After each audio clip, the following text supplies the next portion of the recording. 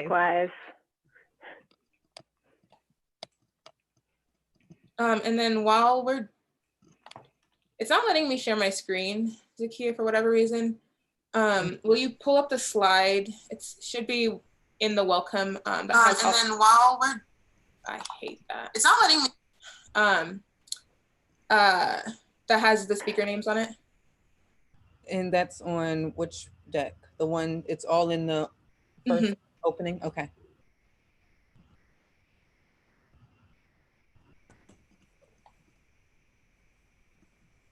Okay, and we will broadcast in a minute.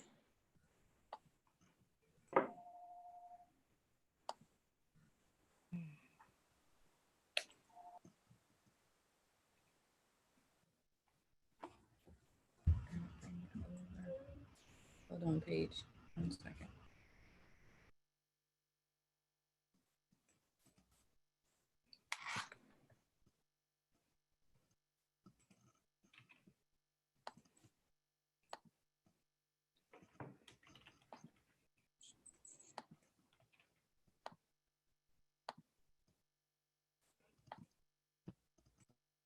Okay.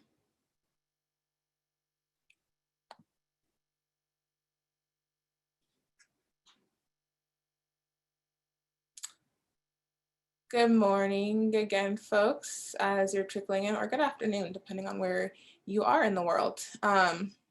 Definitely, if you feel so obliged, introduce yourself in the chat. But there's a lot of chats coming in, so I don't know that people will be seeing that, but we're going to be talking about preparing and planning for organizational change. I hope that some of you were able to, or all of you were able to watch the videos of our participants where they introduced themselves a little bit and gave themselves a little snippet of what they were going to be sharing. So please feel free to think of questions that you are wanting to ask of the panelists. And definitely if you're asking questions, please, please, please use the Q&A versus the chat so that we can actually get to your questions. And then I'll do more logistical things as folks stream in. And so we'll start in about two minutes.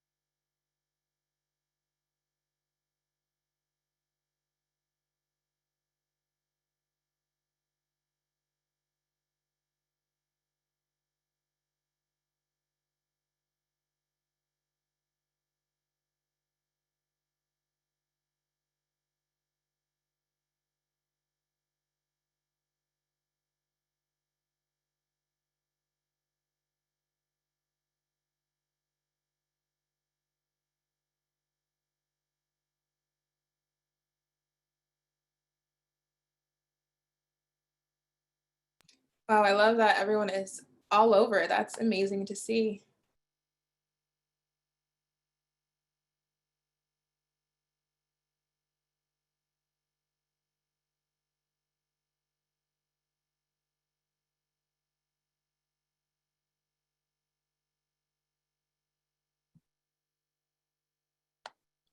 Oh, and there is a link for transcription, I believe, here.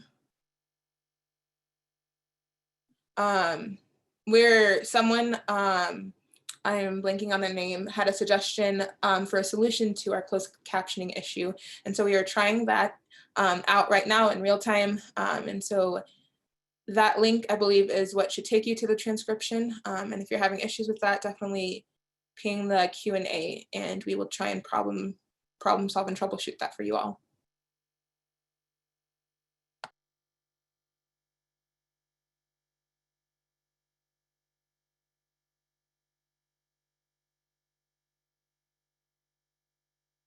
oops, I'm muted. Okay, so let's go ahead and get started because I want to spend as much time as possible with these beautiful, wonderful, talented, really gracious panelists that we have in front of us. I wanted to first introduce myself. So my name is Ozia Lozium. I'm not sure I did that actually. No, I did say where I work. I'm obviously with Denver Public Library as a communications or the community connections program coordinator. I blanked on my job title for a second. And so what that means is that I am helping with this symposium and helping with some other projects that I'll share later on day 3. And my pronouns are she, her, and hers. So I wanted to just let you all know that we do have some moderators that will be moderating the chat to the best of their ability. We have we've reached our capacity on the Zoom, so we're at 1,000, and we have folks on YouTube, and there aren't, I don't believe right now, folks on the YouTube monitoring the chat. We can definitely get someone on that if that is a concern of folks. Feel free to reach out to me about that, and I'll definitely make sure that we get that handled. And what that means is that as questions are coming in for the panelists, they will be they'll be copying and pasting them and putting them in a separate document so that we can get to those after we ask the panelists a set of scripted questions. So if you have questions versus comments, please definitely use the Q&A. And if there are logistical questions, technical questions of those things, definitely ask those and we'll answer those privately in real time. One thing I did want to let you all know is that we will be utilizing a tool called progressive stacking. And so I spoke to that a bit in the welcome. And what that means is if you identify as a racially or ethnically marginalized group and would like to ask a question, and if you self-choose, please use an asterisk before your question or comment, and we'll make sure to prioritize that when we are doing our Q&A with the audience. Let's see, as a reminder, all of the sessions will be recorded and they will live on our symposium site after the symposium and also on our YouTube page, which is the Denver Public Library YouTube. So definitely look out for that. And those will also have the closed captioning on it. It is going to be easier for you to see all the panelists if they are in gallery view versus speaker view. So definitely make sure you switch to that. It should be in the top right hand of your corner. And that way you'll be able to see everyone on screen as we're engaging conversation.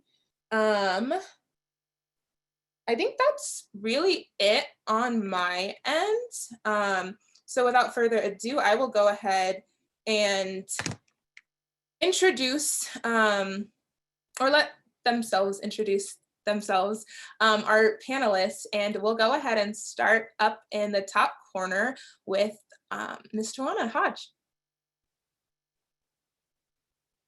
Hi, good afternoon or good morning or good day, wherever you are at. My name is Juana Hans. My pronouns are she, her, hers. I am currently working at the University of Florida, and I am their very first ever diversity, equity, and inclusion librarian, and I've been in my current position for about 5 months. The lovely virtual background that you see is from John Brewers Bay Beach on St. Thomas, the U.S. Virgin Islands, which I was born and raised. Thank you.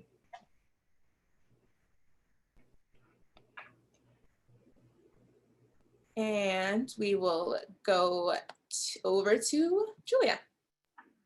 Great, thank you so much. Happy Wednesday, everybody. My name is Julia Alvarez. My pronouns are she, her. I identify as a mestiza Filipina American, cisgendered woman, and I am the CEO and founder of Point B Strategies. We are a local organizational development and capacity building consultancy based here in Denver, Colorado. Our work centers around partnering with nonprofits and grant-making organizations, as well as city and state agencies, to help them ask and answer hard questions that might be getting in the way of them making progress towards their programmatic or financial or organizational goals. As you might imagine, a lot of our work over the last several months in particular has really centered around equity and inclusion and helping our organizational partners really do deep and intentional organizational assessments around their approach to equity and how they are showing up in, with, and for their communities. In addition to some of our equity and inclusion work, we also do grant writing and strategic planning and evaluation, all of which is very grounded in equity and grounded in a goal of essentially attempting to decolonize the work of the nonprofit sector and the philanthropic sector. So very honored, very humbled to be here today with these fantastic panelists and all of you out in the virtual world. So looking forward to this conversation. Thanks. Thank you, Julia. We'll hand it over to Dr. Cerise Hunt. Well, hello, everyone. I'm Cerise Hunt. I'm the director of the Center for Public Health Practice, which is in the Colorado School of Public Health at the University of Colorado Anschutz Medical Campus. And also within the School of Public Health, I am an assistant professor.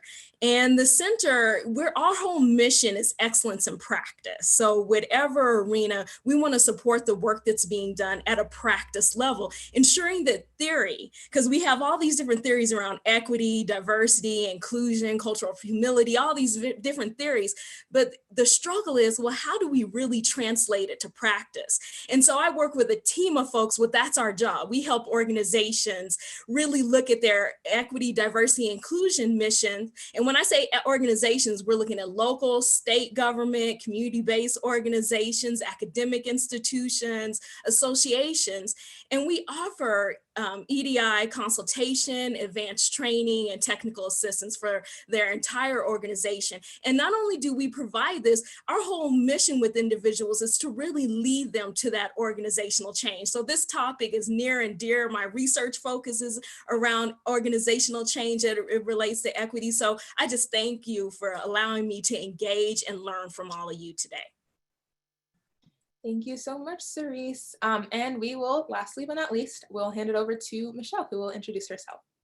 Great. Hi, thanks for having me here today. I'm Michelle Jetski. I'm the city librarian or the director of the Denver Public Library, and I identify as she, her, hers. I think most of you know what a public library is, but our mission at DPL is to create welcoming spaces where all are free to explore and connect. And I'm really looking forward to this conversation. So let's proceed. Awesome. Okay, so the panelists in front of you were chosen because they work in different sectors. Some are in the academy, some are for public institutions, some are in the nonprofit space. And they are all at different points in their EDI journey themselves and where their organizations are. And so we wanted to offer a variety of perspectives from people that are leading their organizations to people who are in more staff level roles and are trying to implement the work from that kind of vantage point. And so the first question that I have for the panel is, what kind of organization do you work for? What is your role within that organization? And where is your organization at in its EDI journey? And I'll put that in the chat for folks so you can know what question they are referring to. And whoever wants to go first can go ahead and jump in. So I'll go first. Like I mentioned to you all, I've been in my position as the Diversity, Equity, and Inclusion Librarian at the University of Florida. And it's a historically and traditionally predominantly white institution. It is a large public land grant research one academic institution located in North Florida. And it's also located in the South. So all of those things influence the EDI work that can be done. Predominantly white institution, is different than a historically Black college and university versus an institution that has the designation of a Hispanic serving institution versus one that is a tribal college or university. And so being in this position, there's a lot of things that in the last 5 months that I've had the opportunity to do. And one of the roles is creating a comprehensive DEI program, helping team members to recognize, understand the differences and how they are important to our community mission, as well as working to kind of lead putting an action plan into place from our strategic directions. I would have to say that the University of Florida Libraries is kind of in its kind of immediate, kind of going into that immediate journey in regards to diversity, equity, inclusion. You know, one of the reasons has been the creation and recruitment and then hiring of me in this position, as well as the work that many people have been doing before I got here to make sure that I was able to step in and help and collaborate and work with others to help move the organization forward. And I've been working with people and meeting them one-on-one to help them understand what my job entails, and that diversity is the work of everyone and not just the role of myself, just because I have DEI in my title. And so I will pass it along to the next panelist. Maybe I'll follow since I'm also with the library. So as I mentioned, I'm the leader of our organization, and we are also just getting started on the journey. We've been much more intentional about this work for the last 3 years, but I think we have a really, really long way to go. And as far as where individuals are in our organization, we're about 700 staff. I think we have people on, you know, in the what are we doing this for phase, and we have people on our team that are really have been leading us in this journey. We definitely have made some progress in the last 3 years. We have a phenomenal committee of devoted staff members who have provided learning opportunities, some of whom are on this symposium today.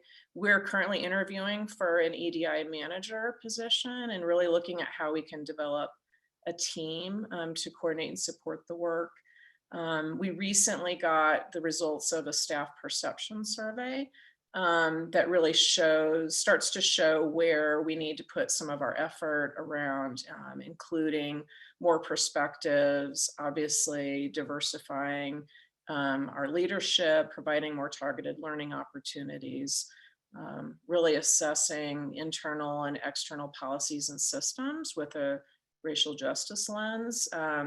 So that's all really helpful because we know we have a lot more work to do, and it will really help us figure out where to start. I can go next. Thank you both for those introductions. So as I mentioned, Point These Strategies is a consulting team based here in Denver, and we work primarily with nonprofits. I'd say 80 to 90% of our clients are nonprofit organizations, but essentially our goal is to work within the social change framework. So whether that's a nonprofit, a for-profit, a grant-making organization, a city, it doesn't matter to us as long as it's kind of all driving towards that social change kind of outcome. So in terms of where we are in our EDI, and I saw a question pop up, so I'll just say it too so that everybody hears it. When we throw around these words, EDI, equity, diversity, inclusion, you might hear us I often call it JEDI, justice, equity, diversity, and inclusion. So that's what that saying means. So on our JEDI journey, I'd say that we have a unique perspective as consultants working in the social change sector and kind of serving as this bridge between philanthropy, nonprofits, and also city and state agencies, which really gives us a very unique perspective into this kind of trifecta of how white supremacy and privilege and social change all kind of converge in order to impact or lift up or support communities.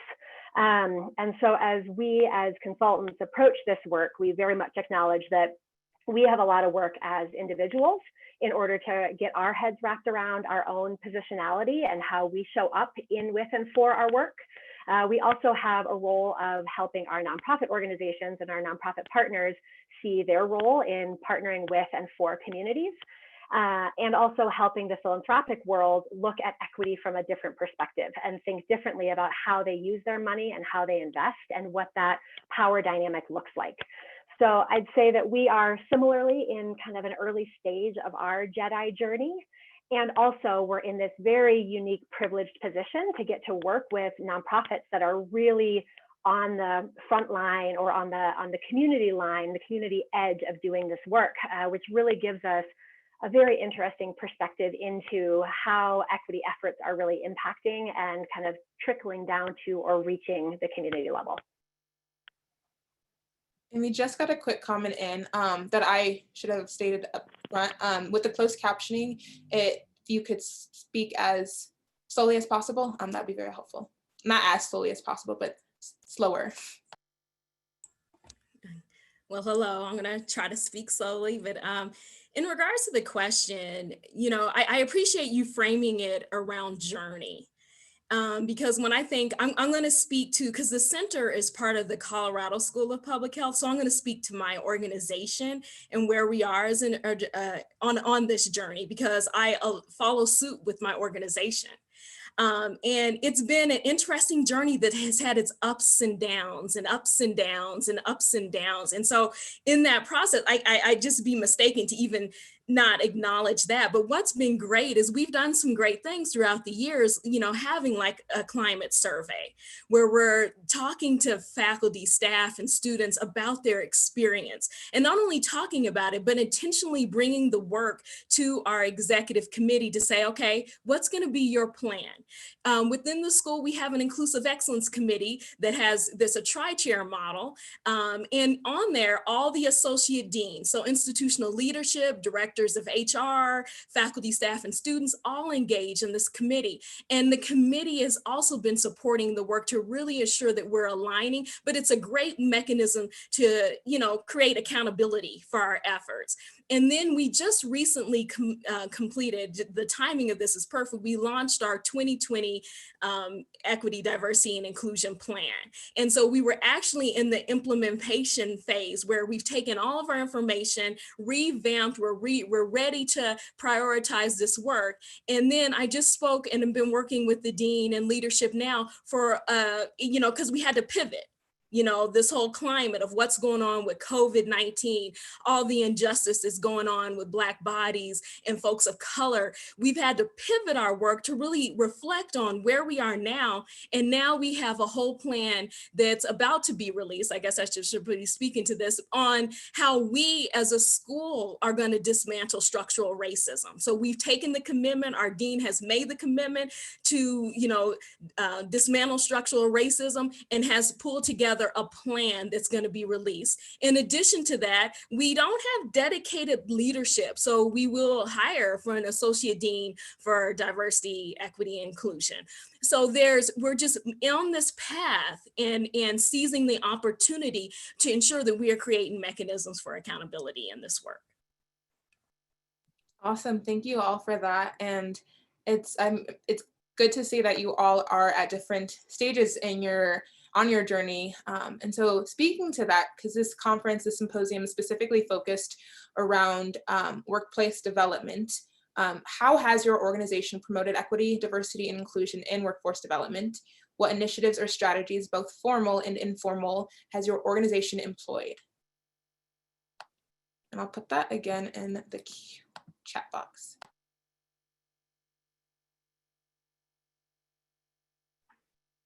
I can start with what we are up to. So our work and our approach is very focused on experiential learning and learning as we do, which is a wonderful thing to do when we work in the social change sector. So in addition to kind of continually learning from our client partners, we also are doing a lot of intentional work as an organization to build up our own both individual and kind of company-wide approach to JEDI work.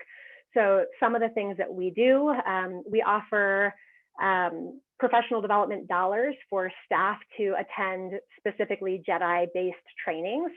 Shout out to one of our wonderful clients here in Denver, Building Bridges.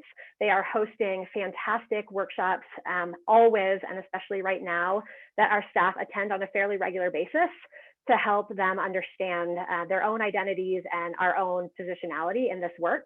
So we do a lot of individualized training.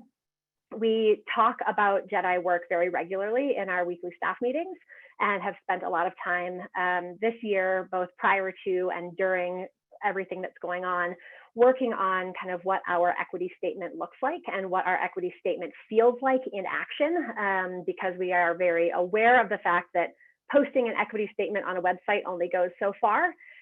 So making sure that we have actionable approaches to how we want to show up in, with, and for our communities.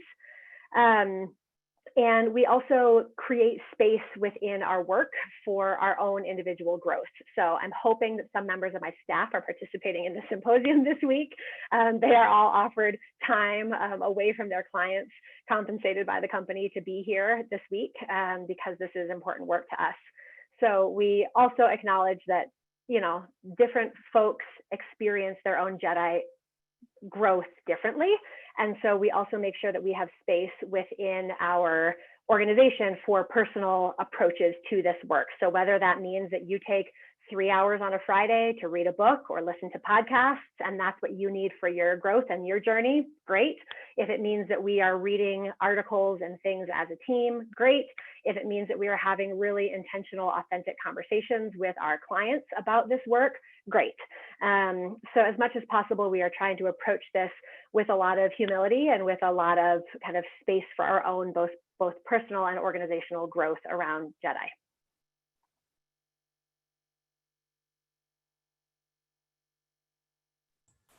I can go. This has been really helpful because getting ready for this, we've been starting to document what we've been doing. Similarly, we also have started with a lot of learning, and that's taken a number of different paths. Our HR team has done a lot of kind of very specific training on EDI concepts. Our executive team has engaged in a lot of different workshops, how to dialogue across difference, how to be an ally. And then we've been offering opportunities for leaders and supervisors around recruitment practices and inclusion and coaching. And then we've also been, and mostly staff-led, have been doing EDI and cultural humility training for staff. But we've also started to take some action, which feels really good. Ozzy could tell you more about this, but we've started some racial healing circles. We have hired some EDI focused HR folks, a recruiter and a learning specialist. We have updated our HR policies and included calling out microaggressions. Equity has been named as one of our core values in our new strategic plan, and we're really starting to look at what metrics around that can look like. So that all feels really good, and yet we still have a lot of work to do.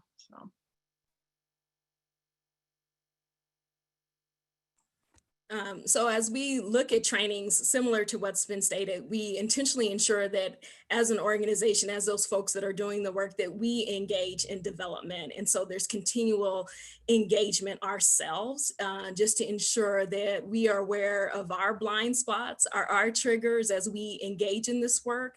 And really taking time, and I appreciate even at the beginning, for self-care when we're thinking about racial battle fatigue and some of the different areas. So, you know, we offer different types of trainings.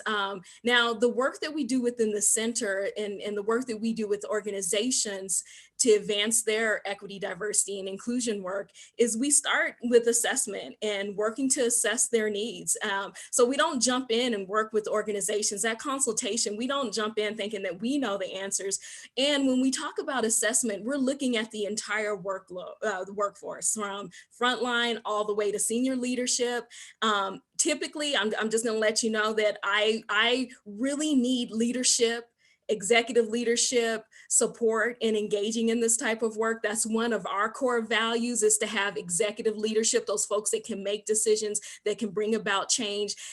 Because, you know, if we don't have their buy-in in this process, it can make the work that we're doing, because I don't want to produce anything that's surface. I really want to make sure that the work that we do is really promoting change and is advancing change. So I engage with folks that are really to go on this long-standing journey, because to be honest, we're never going to get to the point that we arrive. It's always going to be in the trenches, you know, doing the work. I mean, I think we'll have equitable things in place, but it's just ever evolving, it's ever changing. And so we work with folks to assess. From there, we look and kind of develop, well, what's needed? Is there leadership training that needs to be in place, workforce, and that gives us strategic ways to really begin engaging with folks, because we know to really push organizational change, there has to be organizational learning. So someone in the chat had talked about, you have to put the money in workforce development and training and really prioritize, because a lot of folks, we hear these terms like equity. Well, how does that apply to me? I'm the finance person. What do you mean I have to do things in equitable? Well, you need to really be doing things in equitable. You're over the coins, you're over the money. So it's very important that folks understand their role. And so that's why we think strategically about development within organizations and working with them and produce. And then we walk folks along that whole journey. So that's the type of consultation and training that we offer within the Center for Public Health Practice. Thank you all for all of that. I will try to speak slowly because I also have a tendency to talk very quickly. So in regards to workplace development at the University of Florida Library, so some of the things that recently that we've done in regards to the killing of George Floyd and Breonna Taylor and Aubrey Ahmaud is that there was shut down academia that was created, and the University of Florida participated in that, as well as Academics for Black Lives, Survival, and Wellness. So that being able to have that space and taking that time to participate in events like this with the shutdown academia was a time to stop doing work and reflect on what has happened, and that this country is doing what it's intended to do, and that it is something that people have to be aware of and understand. And then the Academic for Black Lives, Survival, and Wellness was geared to Black folks in academia, but also others in learning how can you support them. And that was one that several people in the libraries had the opportunity and the space and the permission to participate in, which is something that is great. Because some people have to understand that learning is still a part that you're still doing something. Learning is an action, okay? And so that we can't all jump to anti-racism when we fully haven't understood what American racism is like here, and being able to strip that apart. And so it's being uncomfortable to the point sometimes that you're going to be painful. It's going to be painful. But it's about us, doing the right thing instead of saying the right thing. I know that there's a lot of people who are concerned about not, being considered racist or anything like that, but it's being able to look at focusing on your actions. Okay, what is it that we need to be doing? And so some of the other things that the institution has done is have people attend different library conferences for librarians of color. So like the Joint Conference of Librarians of Color, which is going to be occurring in 2022. And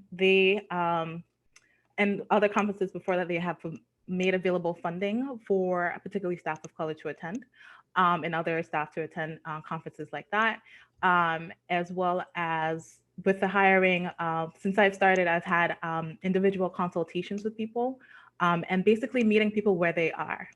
So that's one of the things that I've been trying to do, is to create space, hold space, a non-judgmental space at that for people to engage in this work. But understanding that we have to figure out what is our baseline? What is our baseline and where do we go from here? But what do we hope to do? So I will leave it there. I love that. And if you've talked to me in the last 2 weeks, I recently watched Avatar: The Last Airbender for the first time. And if you haven't watched it, definitely watch it on YouTube. But and one of the episodes, there's a line in it that like really just shook me to my core, especially as it relates to equity, as it relates to justice. And it's, you can't bend anyone's energy unless you are sure of your own energy, otherwise it will destroy you. And so that idea of you have to know who you are, what you're committed to, what you're willing to risk to get to that thing. and how you can be steady in that before you try and shift an organization, before you try and shift a society. And so I really appreciate you speaking to that. I saw a question in the chat around it, and this is one of the questions I had as well. How have you all built buy-in around your efforts, whether that be buy-in from coworkers, buy-in from staff, buy-in from leadership, buy-in from your governing bodies, buy-in from your customers, or all of it? How have you continuously buy in and ensured that those being most impacted were having a voice in the work that you're trying to do or are doing? You know, with me, I'm a strong believer in a collective impact. And I've done this work within communities and working with community. And it's really ensuring that you intentionally create the space for all these different folks to engage in the discussion. Like I said, when we created and formed our Inclusive Excellence Committee at the Colorado School of Public Health, the first thing I said, well, if I'm chairing it, executive leadership has to be there. Decision makers have to be on board. So all the associate deans need, and not to say that they didn't want to participate. So let me say that they wanted to participate, but I want to make sure all of them wanted to participate, because sometimes you're just mobilizing with the choir. And I appreciate the choir, I love, but we need to expand our choir for other folks. And so those accountability measures are key. In addition to this, I want to make sure faculty, staff, and students and we create a vision together to really mobilize around a vision. And like with collective, you have a shared vision, you move forward. But in addition to that, I can't stress this more.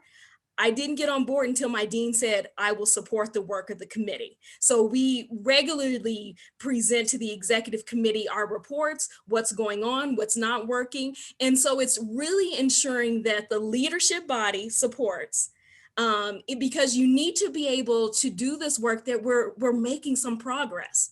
And even with this structure, we still, from the beginning, I said it was still rough. Even with this structure, it's taken us 3 years. And I think now we're finally ready to put some teeth on our, to really move forward and advance equity. So it takes time, but it's ensuring that you mobilize the right people at the table and create mechanisms for accountability.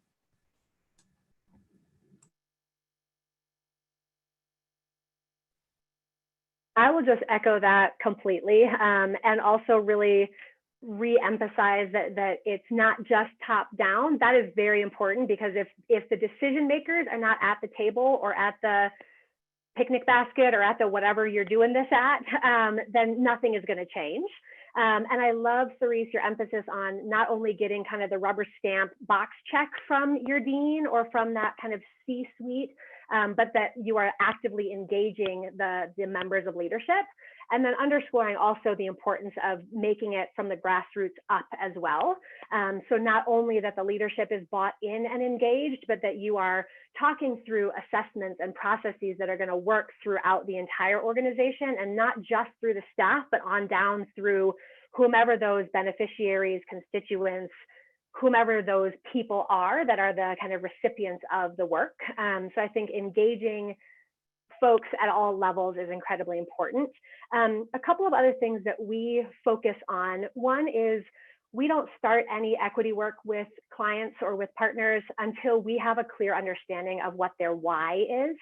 And I think especially right now in our current environment where equity is a huge buzzword, we are getting, the phone is ringing off the hook all of a sudden for organizations that want equity assessments and impact assessments and all of these things. And that is wonderful, as long as it is authentic and as long as it is coming from a true desire to commit to and make change, and a willingness to have those really hard conversations. Because even organizations that really think they are knocking equity out of the park in a good way, there are always places for us to go. And like Cerise was saying, it's not even a journey, it's like a freaking roller coaster. And sometimes you are coming up over that crest and it's like, oh my gosh, and then things just start happening. And so making sure that we understand the why, making sure that we are clear on the outcome so that we can then create authentic buy-in that really gets people on board. The other thing that we really focus on, and Cerise, I love your energy around this, and all the panelists, I love all of our energy around this, because this work is hard, but if it's not also fun and light, it's never going to work. And so whether that means finding those small wins and those small celebrations that you can take on, you know, when all of a sudden every member of your staff has their pronouns in their Zoom name, great. That's a huge win. That's a big step. Making sure that you are acknowledging and celebrating those small wins, and also remembering to bring breath and lightness into this work so that it's not all just about this long, devastating trudge through equity work. So kind of finding that balance to make sure that folks can stay really actively engaged.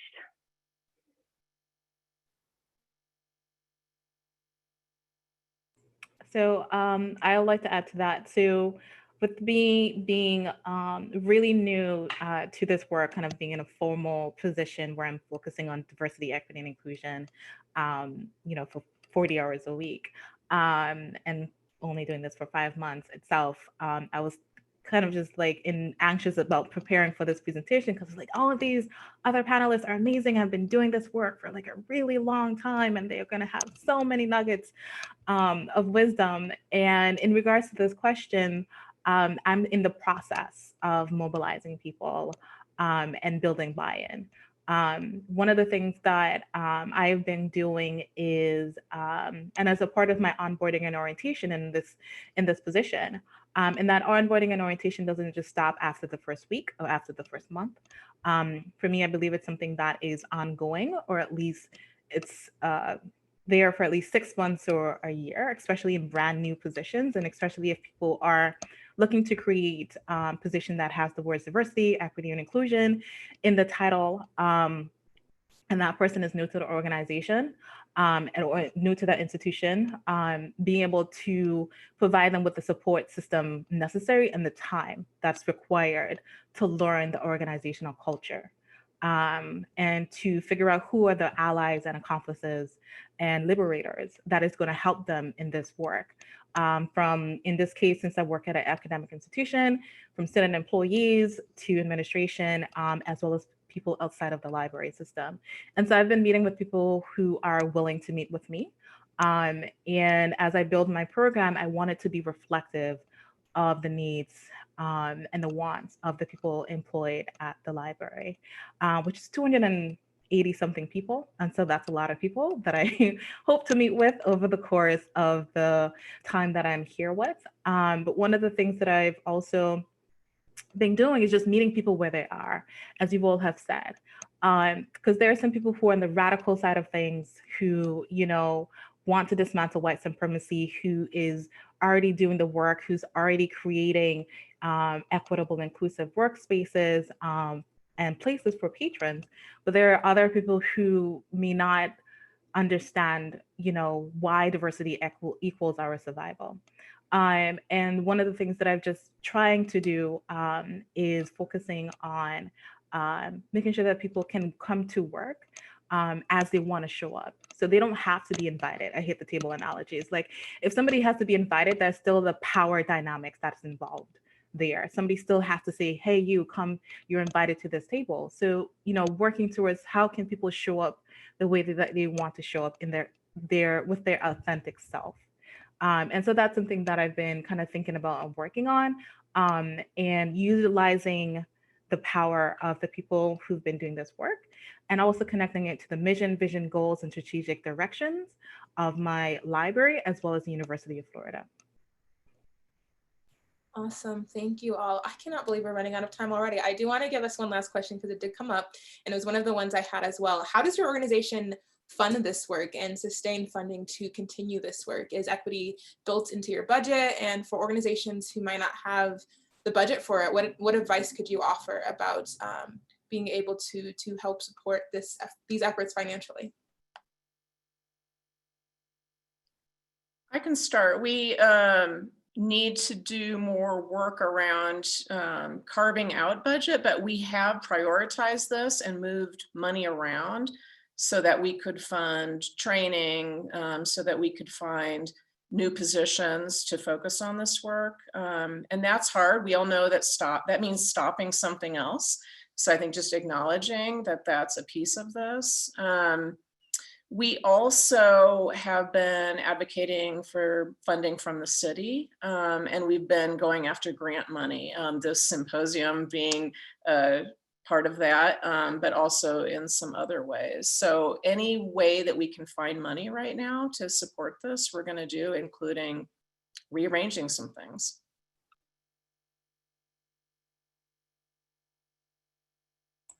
Yeah, I struggle. I know the financial component is a reality within organizations, but it really hurts me because we find money for the things that we prioritize.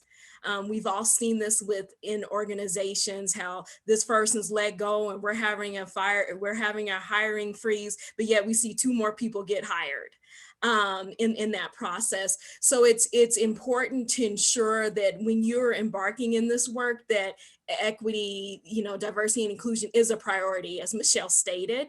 And then also doing what you can with the resources, and a way to demonstrate that it needs to be a priority is assessments. Can you conduct a climate survey? Do you have an evaluation team that can do some sort of climate survey? Because if if folks engage in a survey that says they're not satisfied, we need more around equity, diversity, inclusion, that might push the priority up a little more. Also, strategic planning is also a good way to move. However, I know with strategic plans, we like to have the EDI plan in one little page on page 25. It's usually a page 25 too. We have the EDI plan. But with that, we want to make sure the EDI is embedded in all aspects, because if we can get EDI infused, and so making sure that leaders learn about the significance. So like for my school, EDI needs to be in research. EDI is embedded in our student life. EDI is embedded in our academics. EDI, everyone sees the role of why it needs to be. In addition to, we still have that one page for EDI, but it's infused within. So those are some things that can begin the conversation, but then mobilizing your allies, the folks who are in this, to see how can we collectively do this work together and really have a strategy. Strategy is key. So initially I was going to skip over this question in terms of like, they're funding me in terms of like my position in terms of focusing on this, but in regards to Dr. Hunt, what you were saying in terms of like, it has to be embedded, it has to be interwoven into anything. It is not a luxury, it's an option. We don't get to opt out anymore. We've done this before, and I think that's why we are facing what we're facing in this moment. It's for people to understand that the Constitution needed amendments. There needed to be laws put in place. There needed to be civil rights and movements happening, to just fight for human rights for all, and that's still not the case in 2020. And so for people to understanding, like Michelle said, in terms of like, if we're funding one thing, we're not funding another thing. And so we have to be intentional about where the money goes. If you have a budget and you have a diversity committee, do they have a budget? Do they have funding? If you don't have a diversity committee and you maybe have someone who's doing this work, are they being fairly compensated for this work? Because there's been a lot of people who've been doing this work for a long time, and they have not been compensated for it. So what are you doing to rectify even just that? So because when we think about equity, and then when we even think about racial equity, a lot of the times we're doing this work as Black, Indigenous, people of color, and for me, I tell folks that we're doing this work, but dismantling white supremacy is not the role of people of color, and understanding what does that mean, and what does that look like, and understanding that if you, as somebody had said, if you care about something, see where the money goes. The money, the budget shows what people find that is important.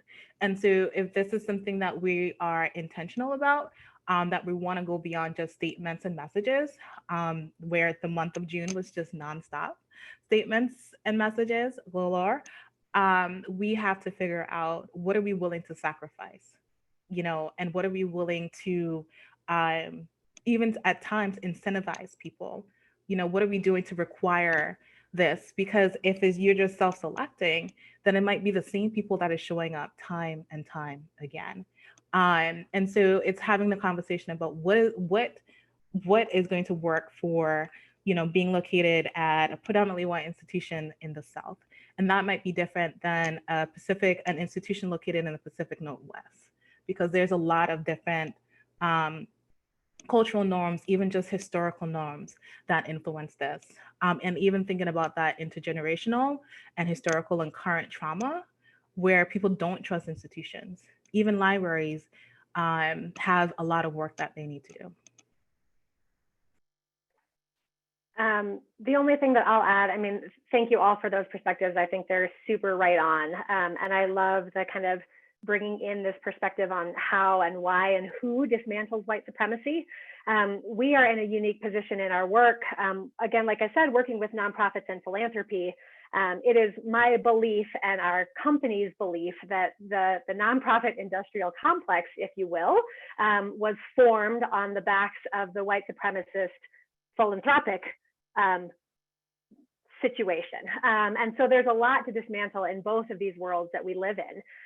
And one of the, whatever you can assign a positive or negative byproduct of our current social situation is that philanthropy is feeling a little bit of guilt right now. And that shows up often in a redirection of funding, which is incredibly frustrating at times, but can really work in our favor when it's for things like an emphasis on equity, diversity, and inclusion type work.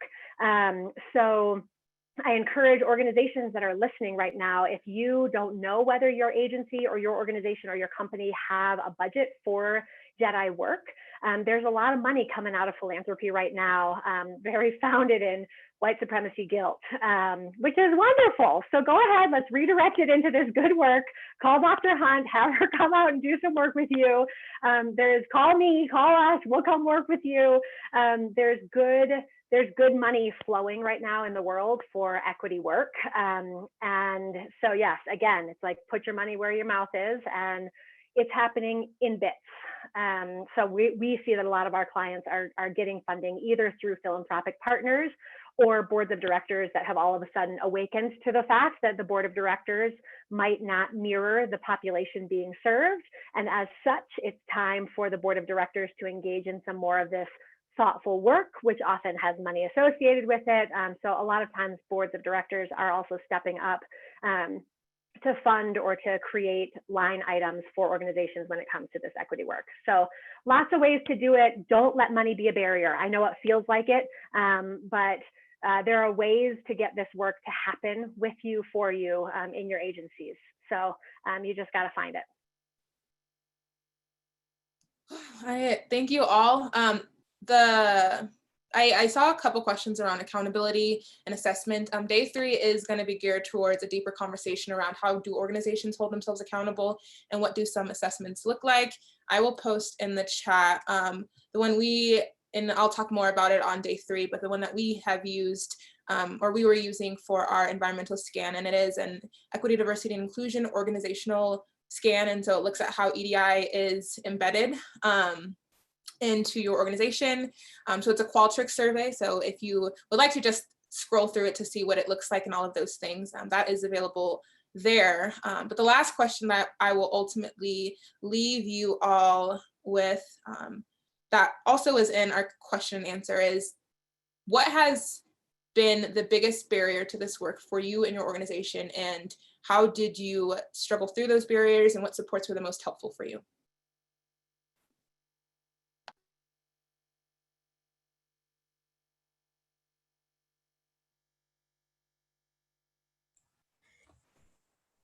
I'll start. This is not easy. So I think the biggest barrier is that this is really hard. I mean, we're talking about dismantling hundreds of years of institutional and systemic racism. So how do you persevere through that? You start, you prioritize it, and you start. And I think that starting is, learning, but then taking that learning and putting it into action. I think for our organization, we've had a lot of good intentions. We've done a lot. It's been disjointed, and it needs better coordination, and we need a level of expertise that we haven't had. But we've identified a way to move forward, and I couldn't be more excited about that.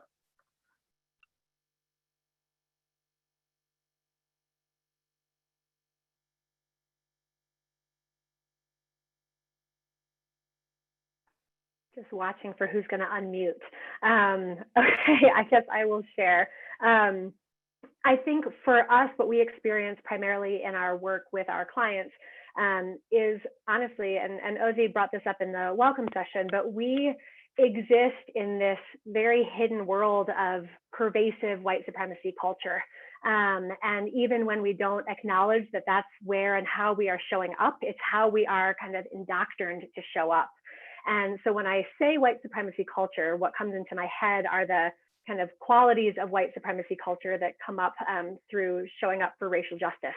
And they include things like a focus on perfectionism, an emphasis on urgency and getting things done now, defensiveness, putting quantity over quality, a fear of open conflict, individualism, these things that really get in the way of making progress. And so I think for us, what we see is those things show up, right? Our clients want to get it right. They want to do it perfectly, but they also want to do it right now. And those are qualities of white supremacy culture that get in the way of progress towards justice. So I think for us, it's the barriers are very grounded in the problem that we are trying to solve. And so that's kind of how we experience it. In terms of what have been supports for us, compassion and a willingness to really show up and try, and finding ways to dismantle some of those qualities of white supremacy culture. It doesn't have to be perfect. In fact, it won't be. You're gonna mess up. I'm gonna mess up. We're all gonna mess up. We do it all the time. But being compassionate with yourself, being compassionate with your progress, being compassionate with that change has been a huge support for us. The other thing that we work on a lot within our own work at Point D and our work with our clients is allowing and encouraging ourselves and our clients to focus on the process, not just the outcome. So we want to know the why so that we can clarify those outcomes. And also, until we can kind of start working through that roller coaster of the process, those outcomes are going to keep being out of reach. So it's more important for us to focus on the process and the journey and kind of laying slow groundwork that we build on bit by bit. And those have been some of the things that really lead to increased supports for us and higher success rates, honestly, with the work that we're doing inside and outside our walls. Thank you. I know one of the biggest barriers is when we're, for so many years in doing equity work, it's been just talk and surface. So there hasn't been, because folks have been doing this work for years. Now, when you reach that mark where you're about to make that change, that it's getting real, the biggest barrier are folks that start resisting the change process. Because it's not real until folks are, when we talk about dismantling white supremacy, folks are going to lose some of their privileges that, as Bobby has stated, they were born with for generations. And now we're going to start losing. And then, oh no, we can't hire. What do you mean hire? And I have to give up this. That's when it gets real.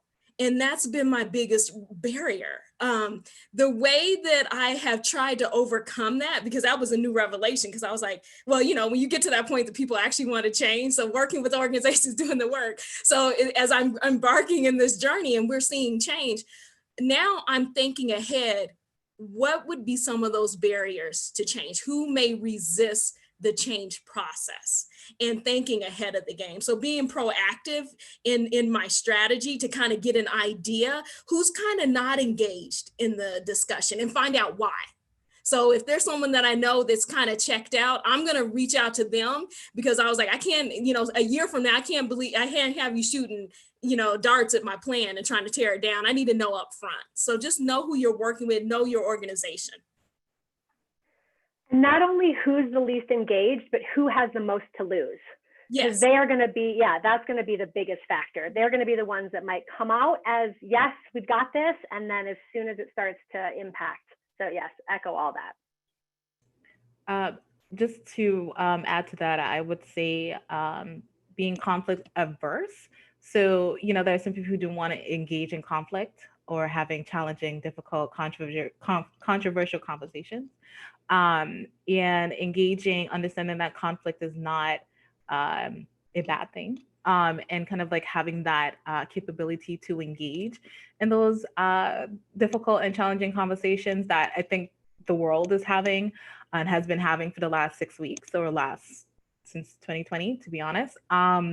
And I think is also within the realm of librarianship, there's this concept of vocational awe.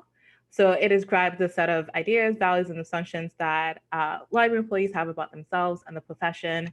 And I'm going to just kind of copy and post that into the chat box. And this was an article written by Fabazi Itar, and it is something that where people hold the librarianship profession, themselves in the profession, as inherently good, sacred, that the library is inherently good, sacred notions, and therefore beyond critique. And so it's, really taking a critical lens to ourselves and really saying that we, libraries traditionally have not always welcomed everyone. Segregation what existed. When we think about providing equitable service policies, equitable service and having equitable policies, what does that mean? What does equity mean? Equity is being able to provide tailored services to someone, not equality, which is treating everyone the same. And so people to understand, the differences between that and even liberation, to talk about the myth of meritocracy or the bootstrap narrative. So there's a lot of things that has to be brought to the surface and talked about first, before we can leap to the other side. Because there's a lot of unlearning or re-education that needs to occur. And also talking about having a savior complex, because I'm not here to save anyone. My goal is to do the job that I've been hired here to do, but to know that I'm not going to be the only one doing it. And it's just working with people, like I said before, meeting them where they are. Like Dr. Hunt said, finding the people who might be the ones wanting to like throw a dart or dynamite or grenade, at the plans further in the future. But also identifying support systems. So in terms of like doing this work, not doing it alone, because there's a lot of people who is watching, who's in attendance, who have helped to keep me in this profession and keep me doing the job that I'm doing. And so for me, I've kind of prioritized self-preservation, self-care, and self-advocacy as ways of, doing this work day in and day out. Thank you all so much. Someone asked a question about the questions that have been coming in through Q&A. We've been putting those in a document, and I've been trying to at least summarize the ones and group together the ones that folks could respond to. Obviously, we don't have enough time, even though I could sit with these folks in front of me for hours and learn more about what they have to share. So I am deeply sorry to those of you whose questions were unanswered. I'm going to try to look through them and make sure that if those questions are relevant to a different panel, for instance, the accountability and assessment panel, that those questions are answered there. But that is the wrap up of this session. Feel free to hang out with each other in the virtual networking space where you can engage in deeper conversations around what came up for you all. Again, thank you for showing up for this conversation, and I look forward to connecting with some of you again later on this afternoon. So take care. Thank you all. Thank you for joining. Thanks for being with us. Thank you. Take care all.